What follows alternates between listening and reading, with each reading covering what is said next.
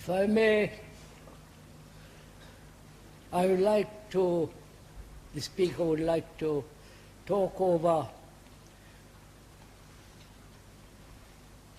with you a question which perhaps might be of vital interest, perhaps.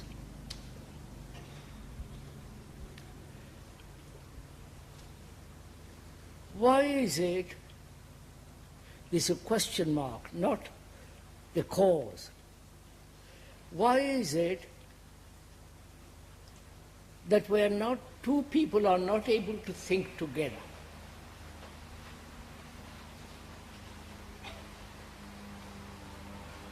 You understand the question?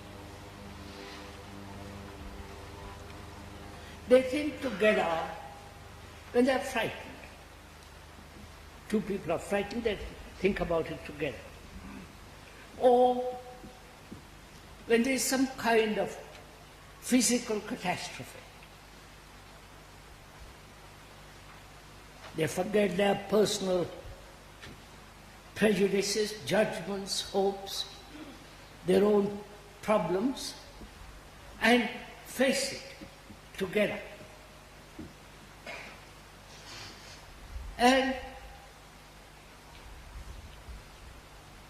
if there is some impending danger, they again come together in their thought, in their feelings. You must have noticed all this. Why is it when we have not catastrophes, physical dangers, or something threatening us, we are not able to come together and think the problem together? Is it that two people, if they like or have great affection to each other or love each other, then there is a possibility of thinking together? Isn't that so?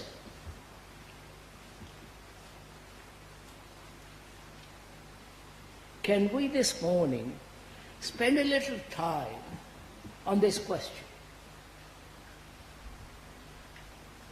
Perhaps this will help us to understand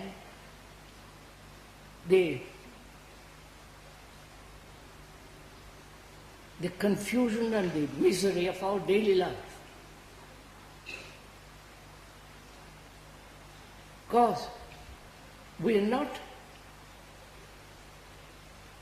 been able so far in all these discussions and talks have met actually together. Is it that we don't love each other? You know, this has been tried very often in various ways to bring people together round a belief, round a person, round an ideal, round a concept. You must have noticed this is so. But each person translates the concepts, the ideals, the persons, the authority according to his own inclination. Therefore, the person, the authority, the principle, don't bring them together, which you have seen again. Why is this? How, in what manner does this happen? You understand my question? Because I think if we can think together, we can then investigate more deeply into our personal lives, into our confusion, and face the world with all its monstrosities, with its horrendous degeneration, then perhaps we might investigate together how to bring about a good society, good way of living. You understood what can we go into this? Can we think together first? Sir, could we look at the differences between catastrophe, the shared catastrophe, and the shared belief? The differences between these two. Could we go into catastrophes and beliefs? When there is a war, we're all together. Unless you are a conscience objector or a pacifist, then you have a terrible time. You are shot or sent to prison, but the vast 99% of the people say, hurrah, let's all fight. Let's all, all the rest of it. But a belief is much more subtle.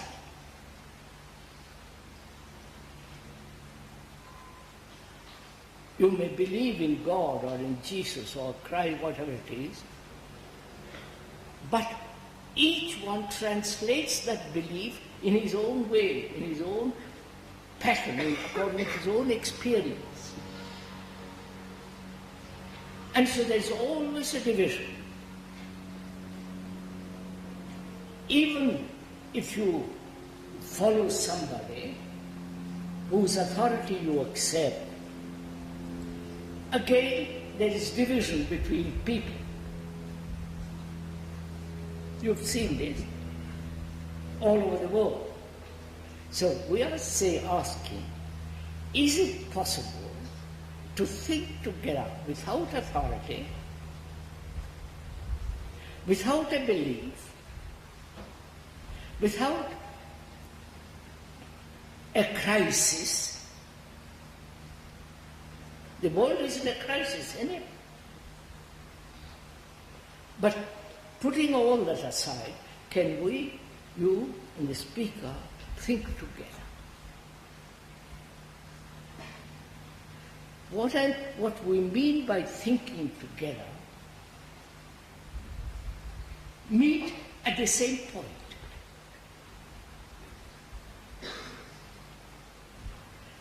Meet at the same level, with the same intensity, which is not possible if you hold on to some belief. If you hold on to your own particular opinion, if you have certain experiences, that's much better than anything else. So, can we this morning somehow put aside our personal beliefs, experiences, judgments, points of view, and meet together?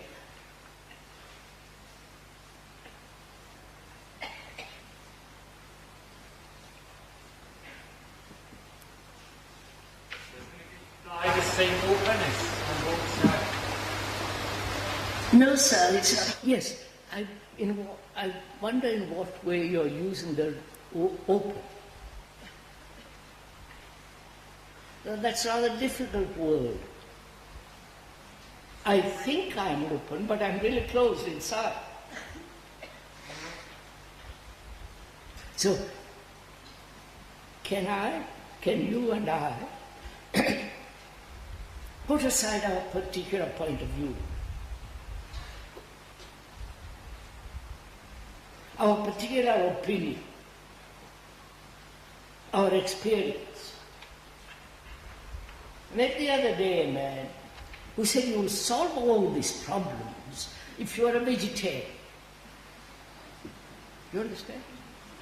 All your problems will be solved. And you could not convince him. He was absolutely hooked on it. to use a modern word. And most of us are like that. Only it isn't vegetarian or bananas or something else, but our own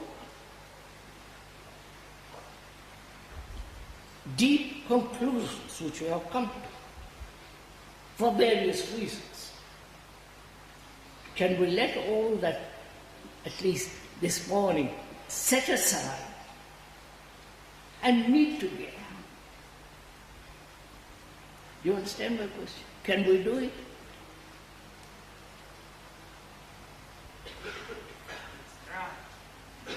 What's that? Let us try. Not try, do it. When you try, you can't do anything.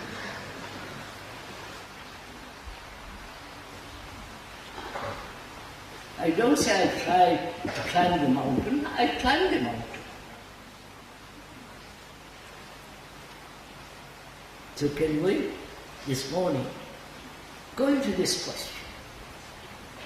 Is it possible, without any pressure, without any kind of persuasion, without any reward or punishment, say, look, let's come together and think about it. Can we do it? Please. Because if we care, then together we can investigate our own personal problems, our own personal lives, together. But if you withhold and do others and examine, you are not part of that. Can we do this? Which is, would it be possible to talk over together? Together.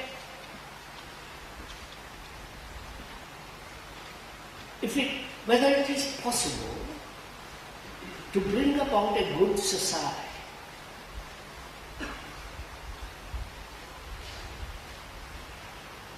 The intellectuals throughout the world have given up that idea. There is hopeless. I don't know if you are aware. Nobody talks about a good society anymore. Right?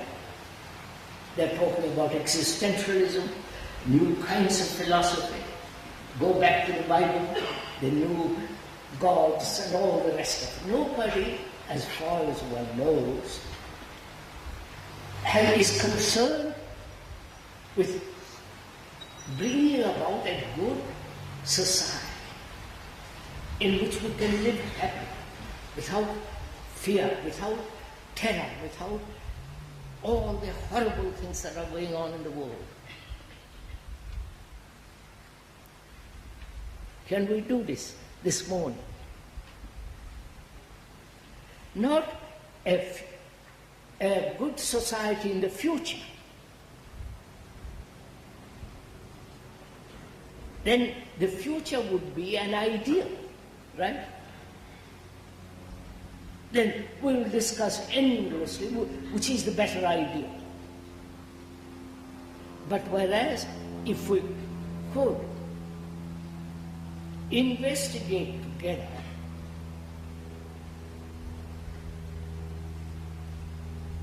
whether human beings, you and the others, can we live a good life, not in the future now. Do you understand my question? Please this is very important. Because around us, morally, physically, intellectually, there's a disintegration. You must have observed this. And any serious person be concerned with all this, he must demand not only of himself but of others whether it is possible to lead a good life and therefore bring about a good society. You have understood what? Now, let's begin. What means a good life, a good society? What is? What means a good life? We're going, you see? Now, you've already gone away. We'll find out what is the good life if we are able to think together. Right? If I define or describe what's a good life, then you will disagree and I will disagree, or somebody else disagree. Or say that's not good enough, we must add a little more to it. And we should be wandering off. Right? That's simple. The moment, Father Mary. To share your being is what you mean.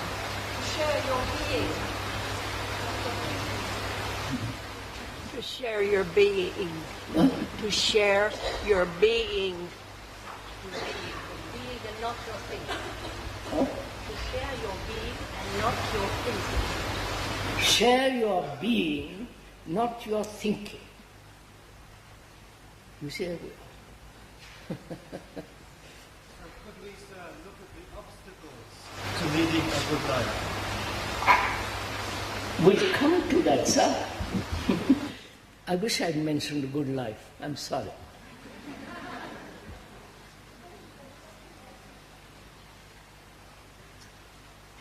Or a good society. Let's leave that for the moment. Let's find out whether we can think together.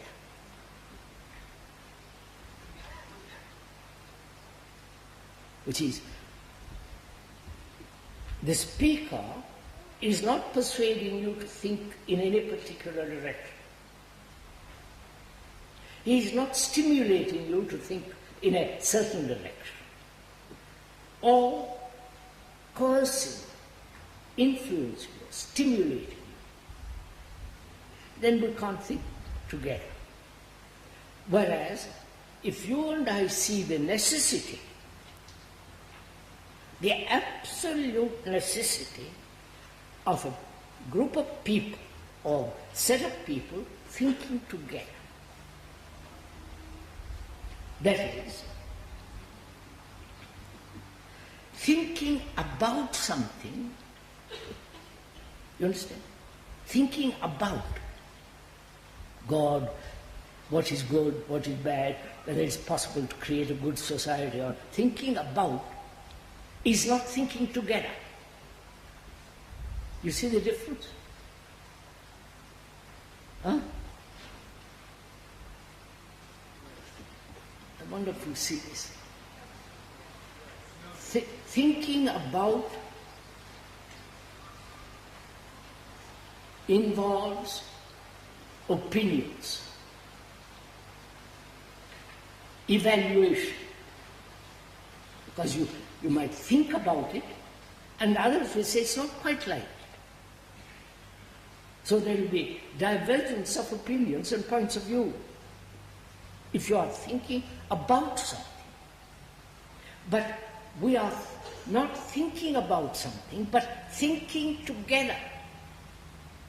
I wonder if you see the difference. The urgent necessity of this. Now the question is why? No, I know why. Because we're not interested. Don't even, sir, look at it carefully. Is this point clear? To think about something brings about divisions of opinion. Right? If you think about God, think about it, then you will think your way and I'll think my way and another think his way. Right? And we should be tearing at each other with our own judgments, opinions, conclusions. But if we could think together, not about something, but see the necessity of thinking together. Wonder, is this difficult? Am I putting it all right, or would you like to put it different? Put it different. Huh? Put it different, please. Different.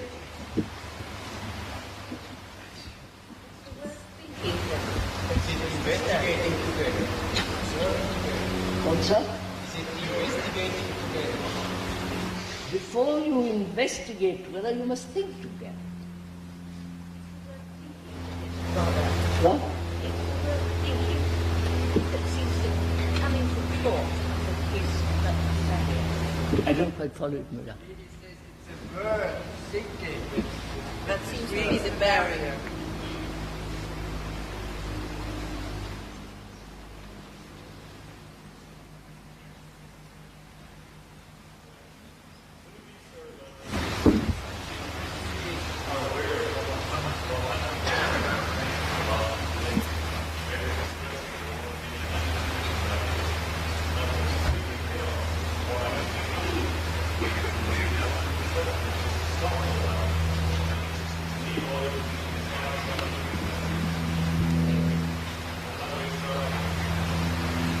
Look here, sir. If you and the speaker loved each other, loved in quotes, we'd be thinking together, wouldn't we? No?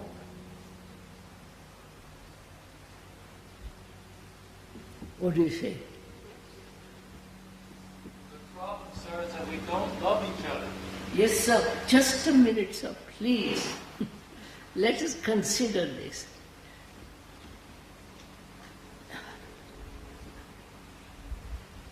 I want to, the speaker wants to think with you.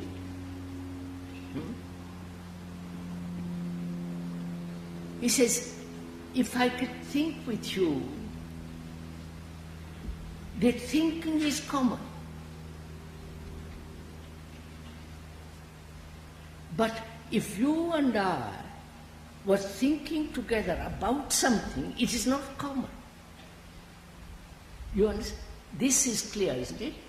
It's clear, but existe, Parla. excuse me, parlo in italiano. Esiste un pensare senza che ci sia un soggetto del pensiero Yes. e nemmeno un oggetto del See, pensiero.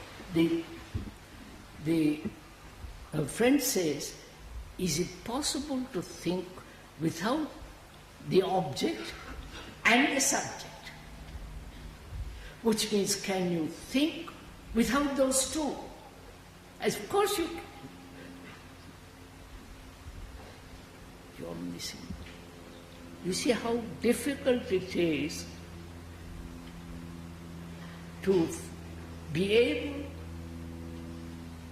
to feel the common necessity of being together, to act together, right?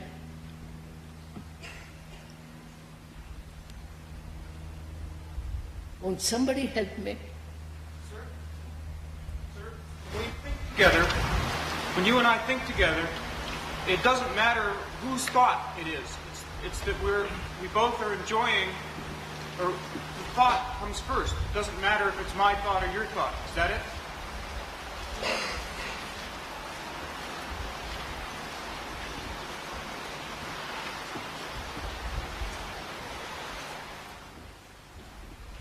Would you kindly learn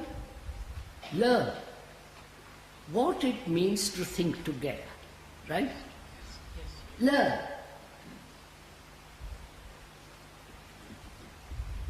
We have discussed about listening, the art of listening, the art of seeing, the art of learning, and now we're going to learn together about the art of thinking together, right? Yes. Could we do that? At least learn, not object, not project. You don't know what it is to think together.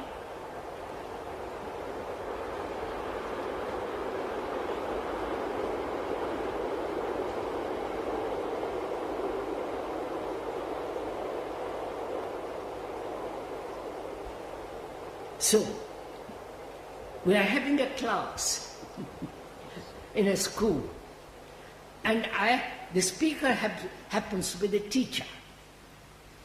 And he says, please, you come there without knowing what it means, you're going to learn. Because you're curious, you want to find out what the speaker has to say, the teacher has to say. So you say, please, I'm prepared to learn. Right? Right? Are you? Just wait, keep it to that, at that very, very simple level.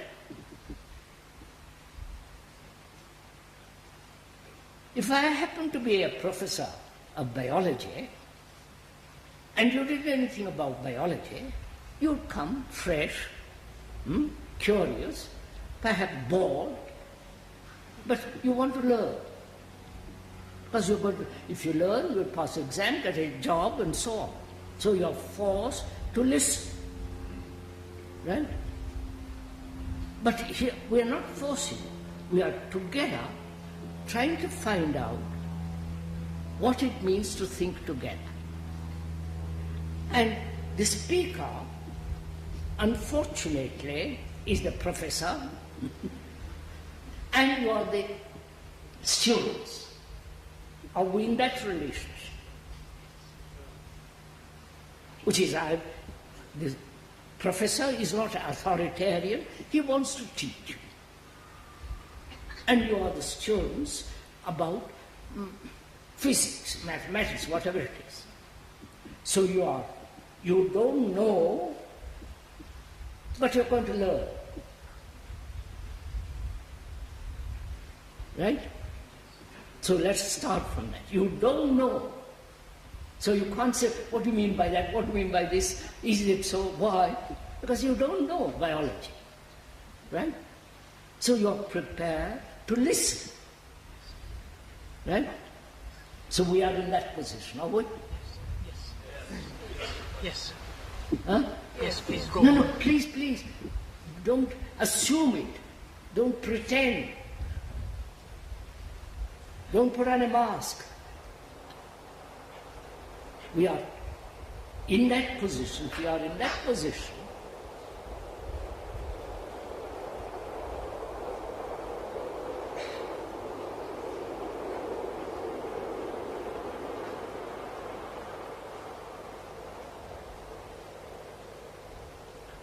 Then the professor says, do you know anything about thinking?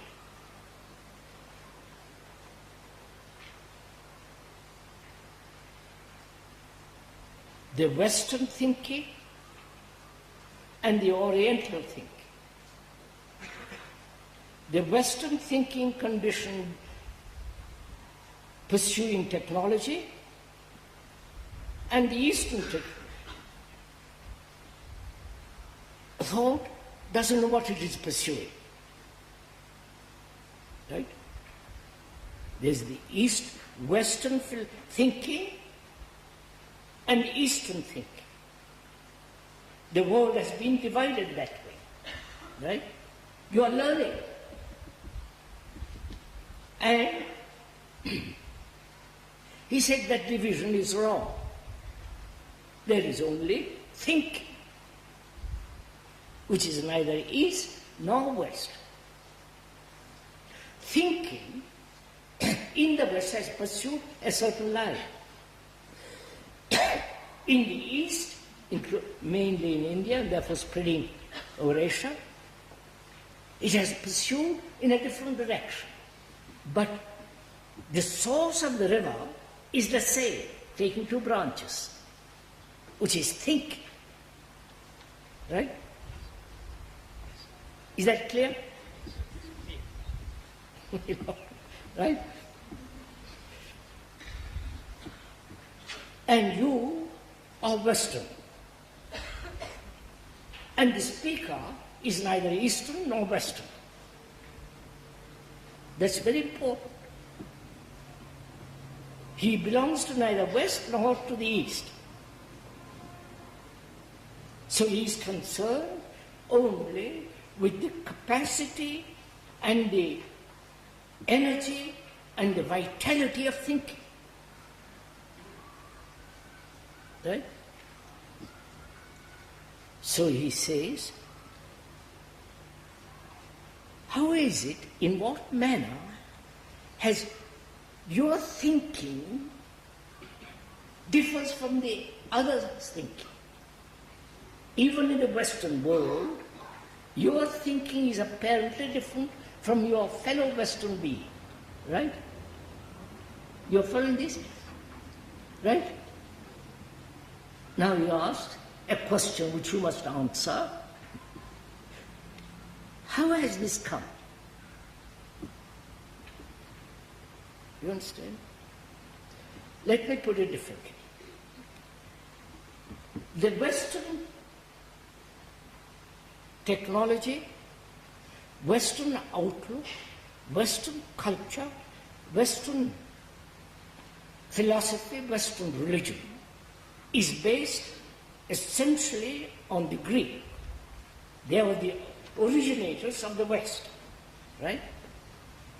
Democracy, analysis, science, philosophy, the dialogues of Plato, and so on, so on. Greece was the origin of the West, right? There's no question. You don't have to doubt this. I'm a professor, I know.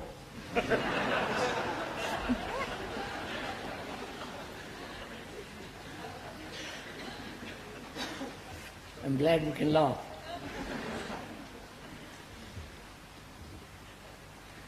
And Greece has said measurement is the beginning of technology, right?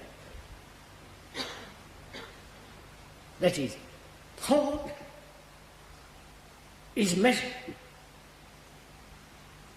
right? You're following this? If you don't understand it, the professor will explain. So, thought has become extraordinarily important because on that all architecture, science, mathematics, the whole technological development has come from the idea of measurement. Without measurement, you can't do anything, right? You can't build a bridge, you can't build a boat, you can't submarine, and so on, so on, so on. Right? You're taking notes, or taking. And the East has said measurement is necessary, but through measurement you can't find the immeasurable. You're following on that? So they said, thought, though it's necessary, is bound by time, the past, present, and the future, which is time, and that process of thinking will never find that which is inexhaustible, immeasurable, timeless. Right? So these are the two movements in the world. You're following all this? Or getting bored? Because you're going to have an examination at the end of it.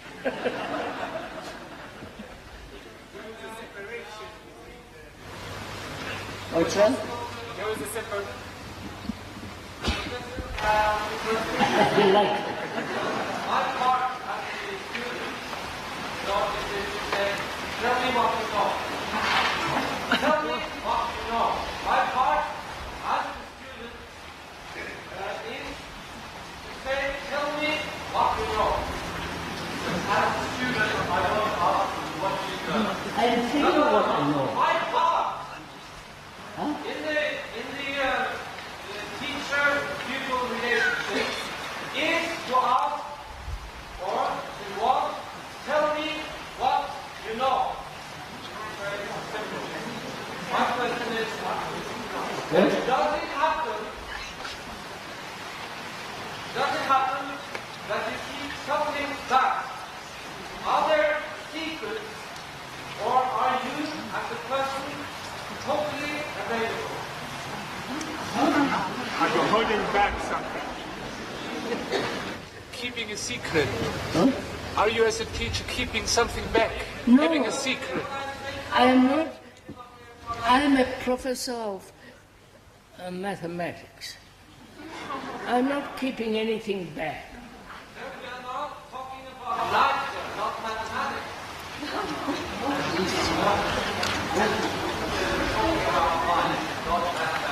Now, you don't get my question. Otherwise, it's free.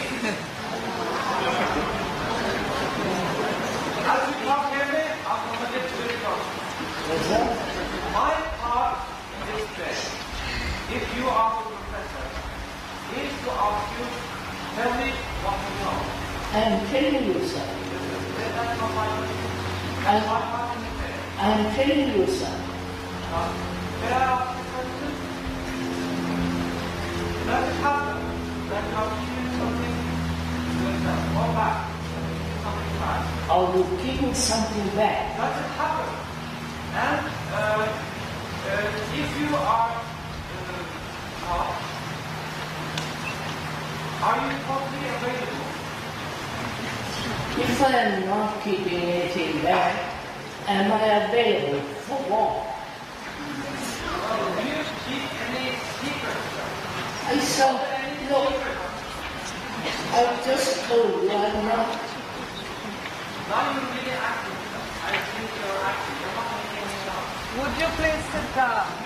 You don't want to listen to I'm not acting, I'm not performing, I'm not keeping any secret. What? Of course not. I said I have no secrets. It's not never or now. I have no secrets. Why do you have to involve all the time about thoughts and the limitations of the technical? I can do it.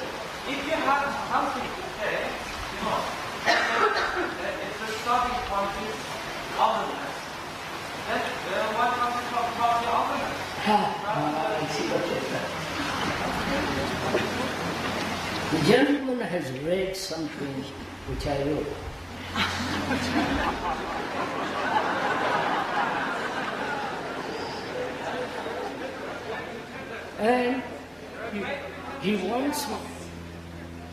And he wants me to talk about that instead of about thought.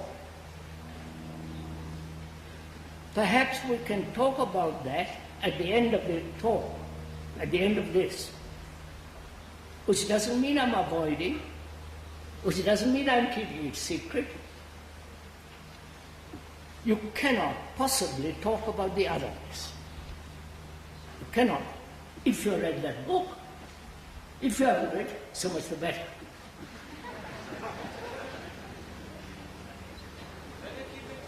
Sir, please, sir, I've explained to you very carefully. I'm not keeping anything back. I'm approachable, as you say, and so on. You see, this what?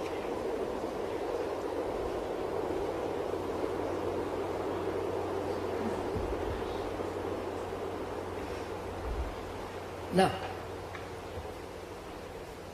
we have been distracted, purposely, perhaps rightly, but let's come back. So that these two movements have taken place in the world. The Western movement is gradually conquering the world. Technology, measurement, precise thinking, and so on and so on.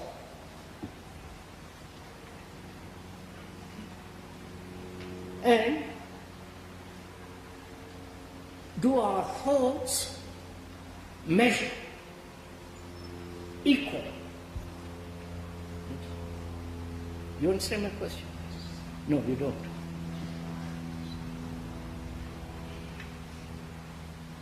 The professor says, why is it, in what manner has this division between people have taken place in their thinking.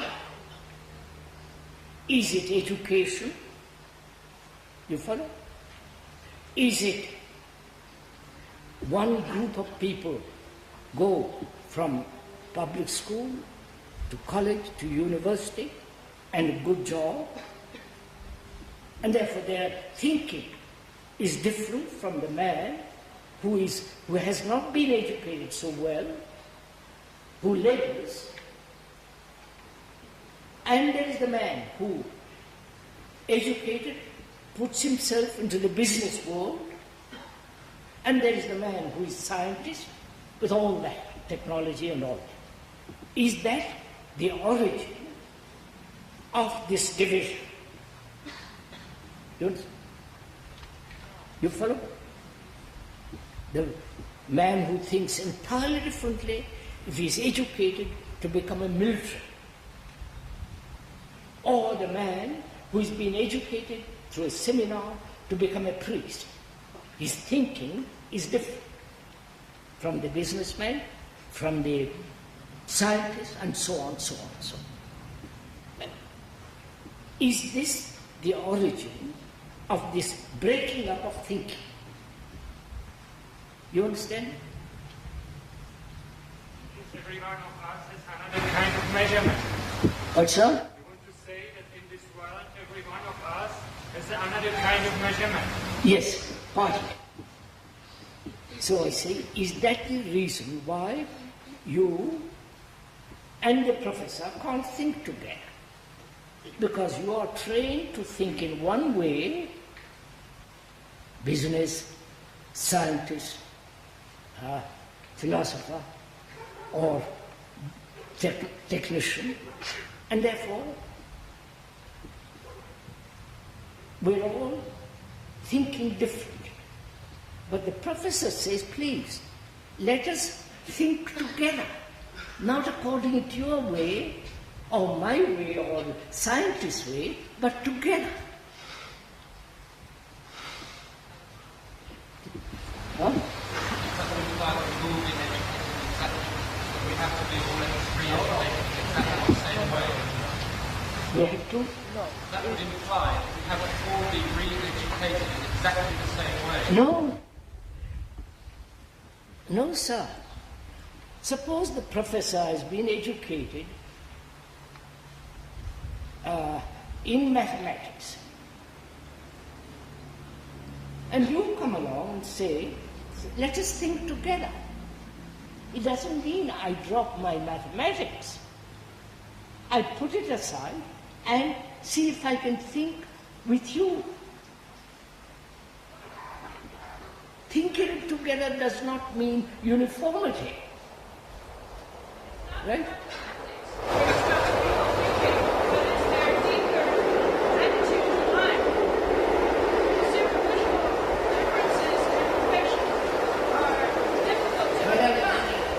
Can't you hear that train?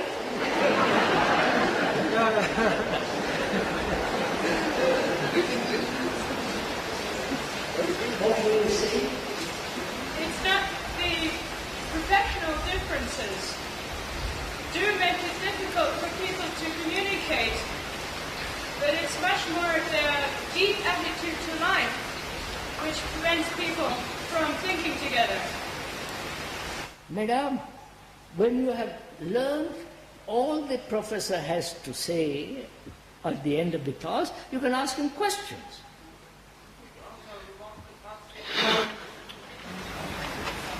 Right? The exam. We want to have what you have if you have it.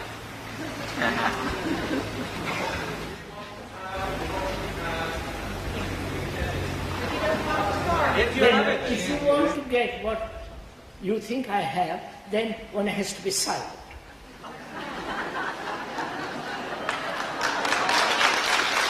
No, please, don't clap. I'm not being clever. I mean, if you want to learn something, you have to quiet. If you want to learn how to play the violin, you have to watch the You have to follow the teacher, the violinist, who says put your finger there, practice, so on. But you're not doing that.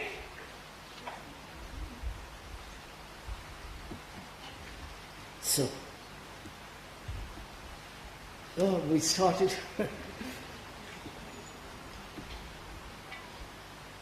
So the thinking together does not imply conformity. Right? Thinking together does not mean that you subject your own selves, put aside and copy somebody. Right? You understand, sir? We are learning to find out how to think together. Which doesn't mean that we lose our whatever we lose. Right? Can we proceed from there? So, thinking together, the professor says, implies that you and the professor, who has studied Aristotle, all the dialogues of various people, I have not, fortunately, the professor has studied all this. He says, I will put aside my learning,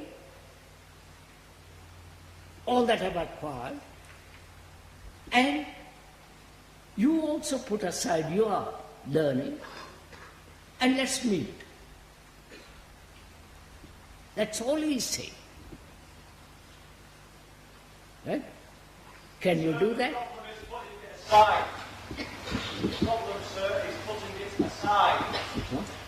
The problem is putting it aside. All right, the problem is putting it aside. So could we possibly keep on with the how of putting it aside? Could we look at how we put it aside? Yes. And continue, All right, sir. Like a dog with a bone. Yes. And don't let us leave from that point. Thank you. He says, let us not leave that point. I won't leave that point. You are a student, I'm a professor. I'd like to answer it. The question is, in what manner do you put aside your particular way of thinking? But first you know your particular way of thinking. Right? Do you?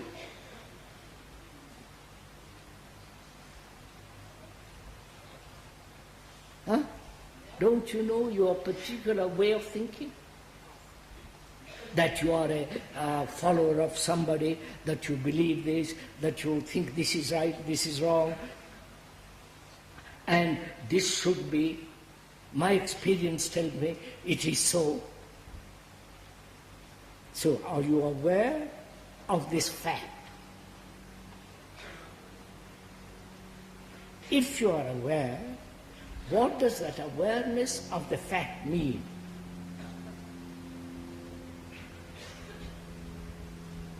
When you are aware of the fact that you have your own particular opinion and you are aware of it, what do we mean by being aware of your opinion? You understand? This is simple. Is that awareness a judgment awareness? You understand? You follow what I say? Is that awareness of your prejudice an awareness in which you are judging your value, your personal opinion? Or just being aware of it? Not saying it's right, wrong, should be, must not be. Just, yes, I have prejudice, I know I have prejudice. Right? That's all. Wait. Are you in that position now? That you know you have prejudices.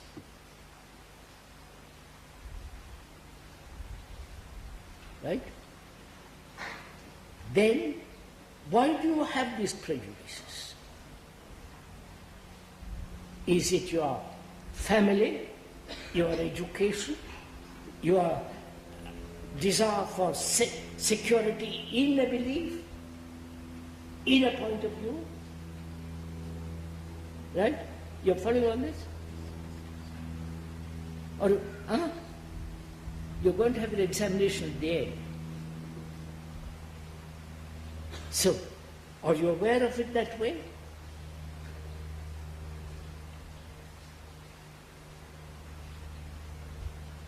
So you know, aware that you have prejudices. Sir, but mostly the concrete prejudice itself is subconscious. Mostly the concrete prejudice itself is subconscious. I think most of our thinking is unconscious. Yes, sir, but I'm making it conscious now. And one is helping each other to become conscious of our thinking which has produced these prejudices. Right? So, are you aware of these prejudices? And these prejudices are keeping us apart. Right? Right? Isn't that so? Yes. Now, so, these prejudices keeping us apart, prevents our thinking together. Right? So can you, seeing the necessity of thinking together, say, all right, I won't have prejudices. Because thinking together becomes all important, not your prejudices. Therefore, prejudices you put aside. Right? Are you doing it?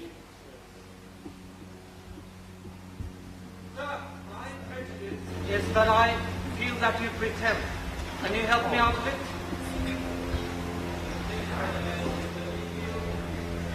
What?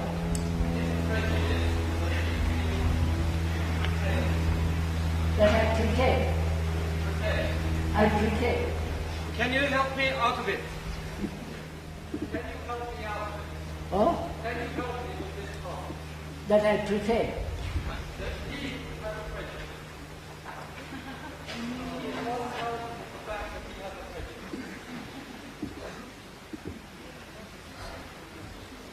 He has a prejudice, and according to what I've understood, that I'm pretending. I don't know what I'm pretending about, but that is irrelevant. So he says, I have a prejudice. Help me to see it is a prejudice, and seeing that the prejudice prevents thinking together, and thinking together is most important, therefore I will drop my prejudice. You understand? The dropping of the prejudice is not important. What is much more important is thinking together. Right? And you cannot think together if you have a prejudice. Can I express another possibility? Can we look closely at one point that you have made? You say that thinking causes division. I think that only thinking can create again a unity. You don't agree with that, I think, because of your secret. I don't, if I may express myself quickly, I don't think you understand entirely your secret, which is love. You say that if one has love, which a being like you, I think, has, then with this love that one has, then one can think together. I think that for a Western audience, that one cannot grasp this kind of love as you can. One has to discover that through thinking together.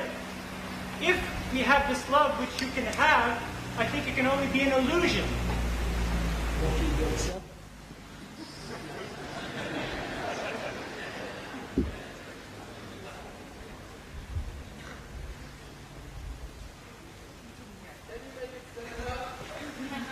It's very complicated. He says that the Western mind is incapable of loving and must think first before arriving at love. He says that you are able to think together because you are able to love. He says that he is Western, therefore he cannot love. He must think together first. Not exactly, but continue. I tried my best. Thank you.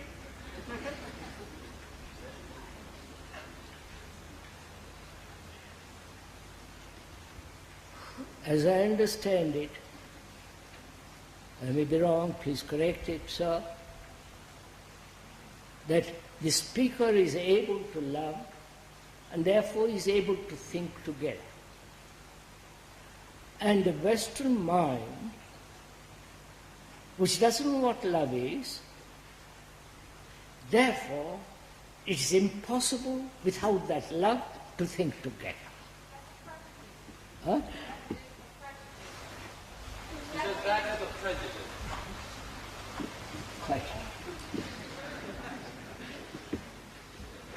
I said at the beginning, there is only thinking, not Western thinking and Eastern thinking. Western thinking has devoted all its energy to technological, scientific business. And the Eastern mind say, through thinking, measurement, you cannot come upon that state which is immeasurable. And they said the principle of that is Brahman. That's a Sanskrit word, you don't have to learn that. So, we come to the point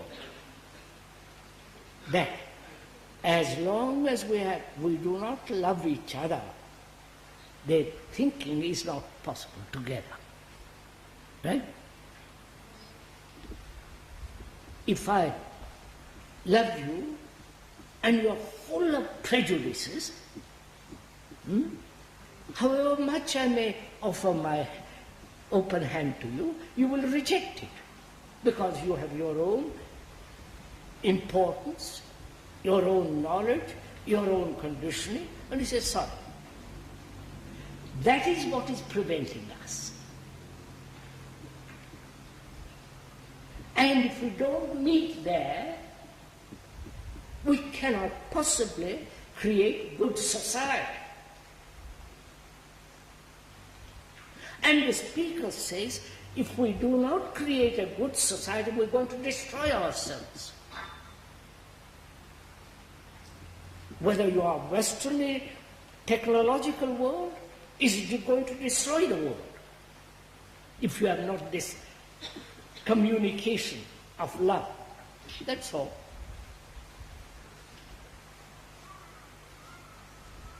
Now, can you, after listening to all this, naturally put aside your prejudice? Because thinking together is important. The greater puts aside the lesser, obviously. Right? Can you do it? Is your interest, does your interest lie in bringing about a good society? Knowing the whole intellectual, religious organizations, intellectual philosophy denied all this. You understand? Society, we have to understand what you say, and I feel that there is no understanding between you and I.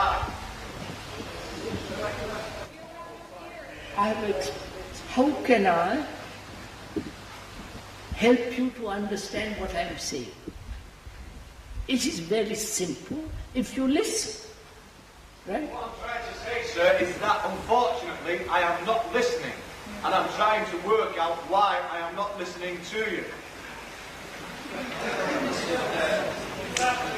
Limitation.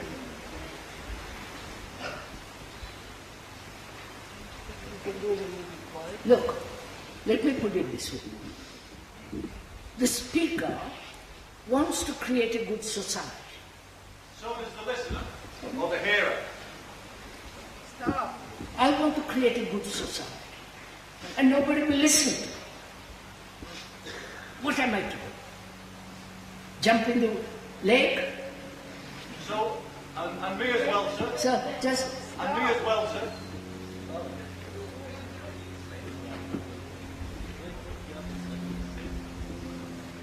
Good society is not somewhere in the future. Right? It must be, I'm good society now because I'm living in here. I want to live peacefully, without danger, without terrorism, without being kidnapped, without being bombed.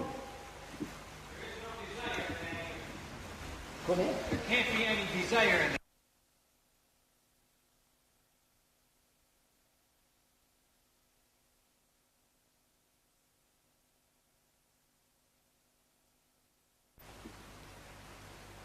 Does your interest lie in bringing about a good society? Knowing the whole intellectual, religious organizations, intellectual philosophy denied all this. You understand? If you want to bring about a good society, we have to understand what you say. And I feel that there is no understanding between you and I. How can I help you to understand what I am saying? It is very simple if you listen. Right? What I'm trying to say, sir, is that unfortunately I am not listening. And I'm trying to work out why I am not listening to you. Limitation.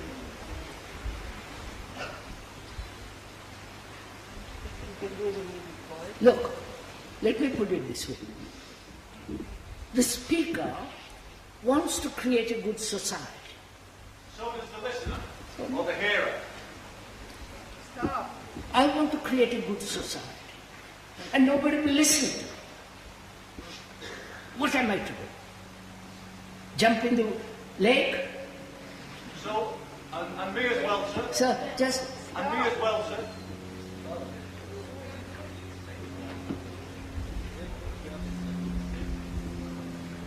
Good society is not somewhere in the future.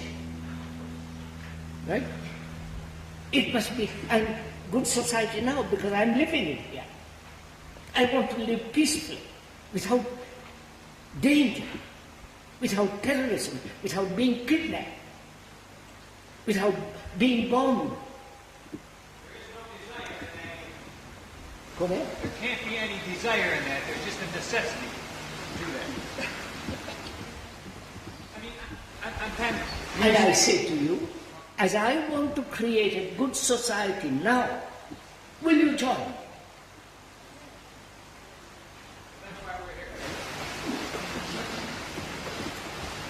To join me, the speaker says, put aside your prejudices, your nationalities, your religion, your gurus, your this and that, and let us come together.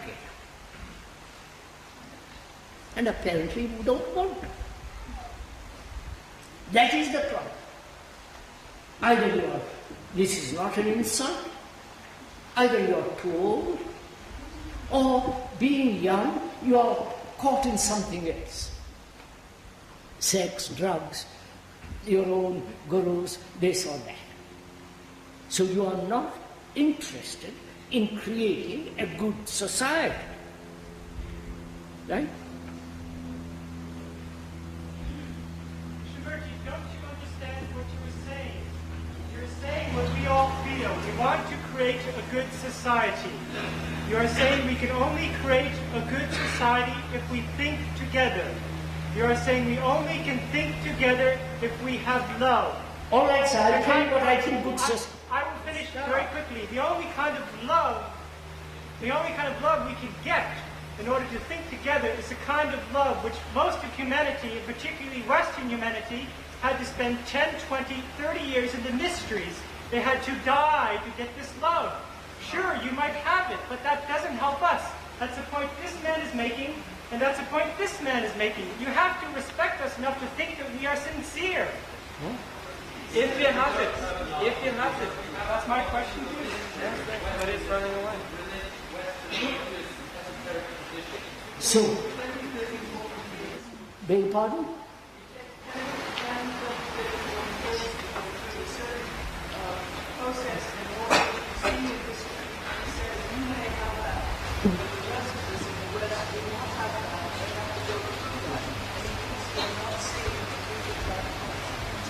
That love does not just come for you perhaps, but we have to die to that. I don't think you can understand that. It's a process of consciousness.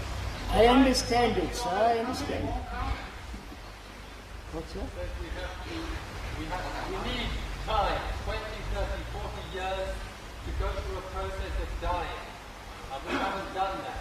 Uh-huh. We can't understand what But not us. This is what it's in the facts of the past. This is how people in the past attained love. It didn't happen naturally, like the speaker. I understand, sir. My two examples are not very good, but then I would like to answer with an example. I feel we all came here to learn the new language, and I would like all of us to be like newborn babies, without any prejudice, without any other mistake. We don't want to learn that language. The gentleman says that the Western world has to evolve, go through a number of years and die to their own prejudices and all the rest of it. That means Western world has to go through a great deal of evolution before it can come to this. It's not exactly correct. As I understand you, Krishnamurti, you say we want a good society. That is true. We say we can only get a good society if we think together. That is true. You posit as the only way that we can think together is if we have love. I am saying that what I don't think you can understand, what is your secret, is that you may have this love. But what I'm saying is that for Western men, in the Say past, that you don't have that love. I say that very clearly. Well, that's enough. In order for Western men Sir, to die, I understand, sir, I understand. One moment. I understand. You are saying Western man must be this and this. And so you are saying you represent the Western man. Right? Are you the Western man which represents the whole of the West? No, I'm saying in general that is a common sense fact. Of course, there are exceptions. There will always be an exception. Can Talk we, about sir, yourself. if I may I'm not most, interested in talking about myself. if I may most respectfully point out, can you drop that conclusion? If you would like, I shall. Continue. What? If you like, I shall. Continue. This is not what I like, sir.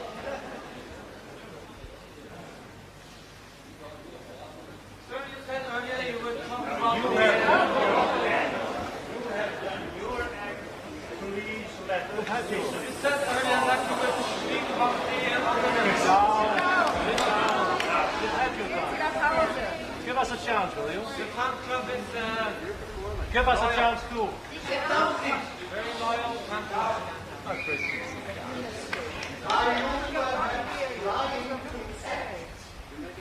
What are you doing? We're all out. Are you performing? No. Why is any act better than any other act? My act is angry. I'm a very loyal fan. Stop heckling. You are the best. Are we in Parliament?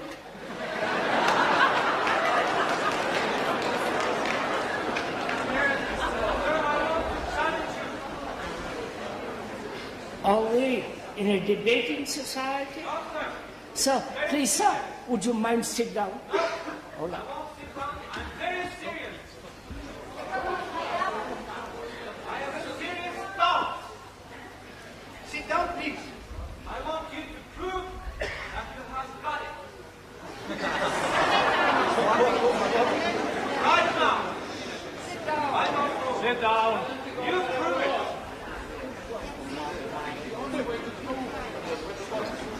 You say is to find it out in myself. My question. Sit down. What is your question? Prove that you have got it.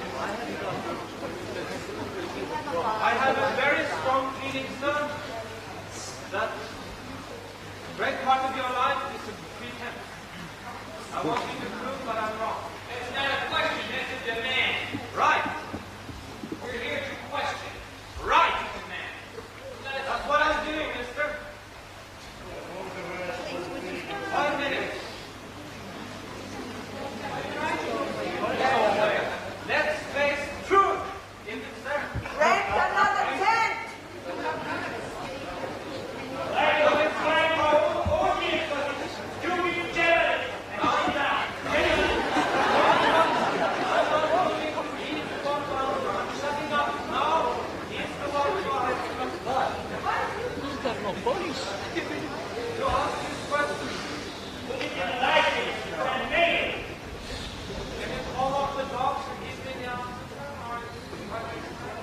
You want to see him flying?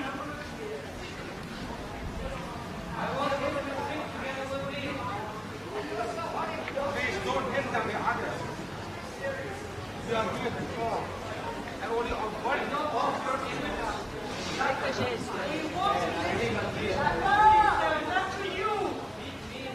All right, sir. All right, sir.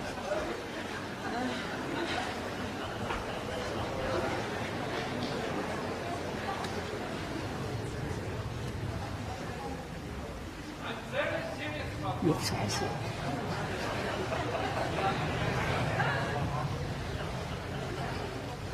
Does everybody who wants to say something say it so we can listen to Mr. Birdie now? I've said all I needed to say, expose myself about it. And I think I've learned something from Mr. Birdie, and that's why I'm able to stand up and express myself. Because I've been listening to Mr. Birdie. And I think the fact that other people can do the same is the fact that Mr. Birdie has helped us to free ourselves. So now can we listen to him again?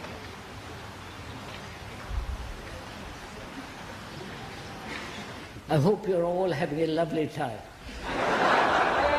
Thank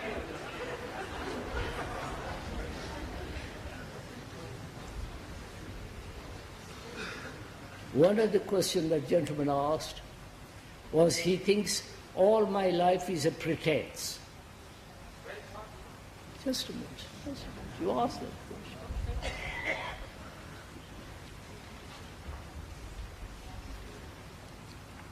I don't see how I can answer that question. I don't think I'm pretending. So that's the end of my answer. So let's come back, please. Let's stop parliamentarianism. And let's talk over together in a friendly spirit, for God's sake. As we said, neither the East nor the West knows what love is. Don't say the West doesn't know it, the East knows it. Right? Both are caught in this world. Both have to live in this world. Both have to live in this earth which is theirs. The earth is not west or east. Right?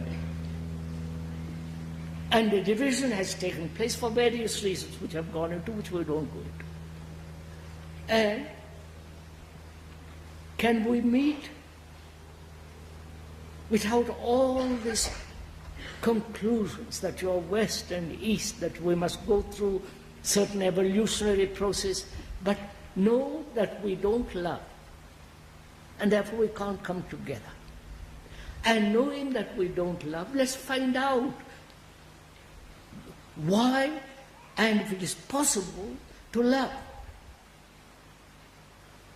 It's only then you can create a good society. Without that, it's impossible. Various Greeks and others have postulated what a good society should be. Justice, equality, and so on and so on. Always in the future. When you say what a good society should be, means in the future. Right? The very word should implies time. And the speaker says that may be another illusion you are quoting.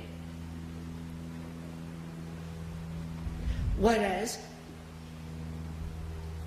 goodness born out of love can happen now. And from that, good society can be born. Instead of holding to that, going into that, we are dispersing our energies all the time. Right? This is not impatience or anger or insult. We don't stick to this one thing.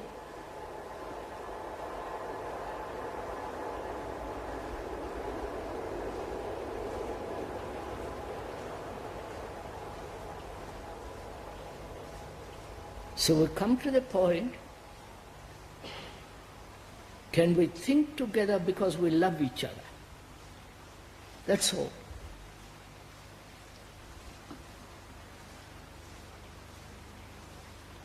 Do you love anything? Your children? Your husband, your girl, your boy, your wife? Do you love them?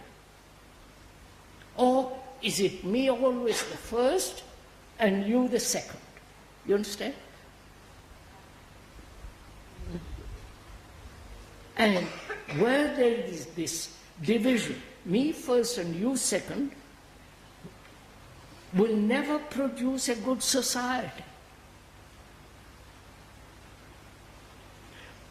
And therefore, good society can only come if you are good. Which means you don't belong to any category of religions, of knowledge, of conclusions. You say, look, I want to find a good, I want to become a good man. You don't talk. Please, you understand now? Will you do it? We've had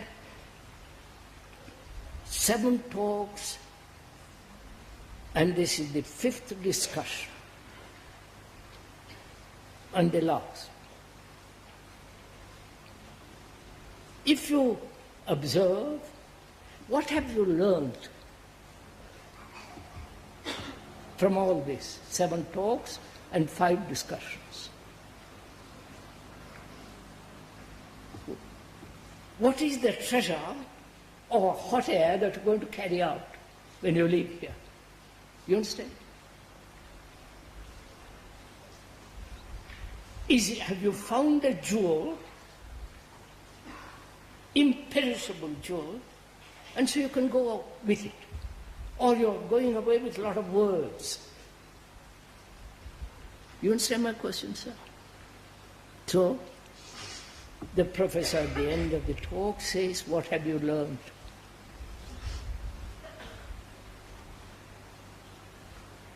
Have you learned a lot of words? That the East is East and West is West and all the rest of it? That what we believe is better than what you say? And so, what have we learned? is there out of all these talks and discussions and dialogues that flame. The flame that lights the world, you understand? Lights our own life.